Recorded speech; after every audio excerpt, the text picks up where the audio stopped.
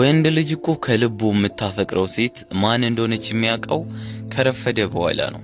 የሆነ ሁሉ ነገር ካበቃ በኋላ ነው የሚገባው።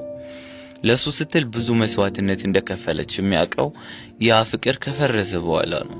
እንዴ ለምን አልከኝ አትልም? ሴት ልጅ ከልቧ ስታፈቅር ለአንተ ስትል ሞኝ ትሆናለች። ማለትም የምትሰራቸውን ጥፋቶችን ታውቃለች። ስጨውባት፣ ስትናደድባት፣ ኢቭን ሰድበሃት ብትመታት ራሱ በመልካም ነው የምታስበው። ስለሚያፈቅረኝ ነው፣ ስለሚጨነቅልኝ ነው፣ የኔ ነው ጥፋቱ ብላ ራሷ ላይ ታላከዋለች። ገባ? ራሷ ላይ ታዞረዋለች። ስትማግጥባት ብታገኝ ራሱ ከሌላ ሴት ጋር ብታይ ራሷን ወዲያውኑ ታሳምናለች።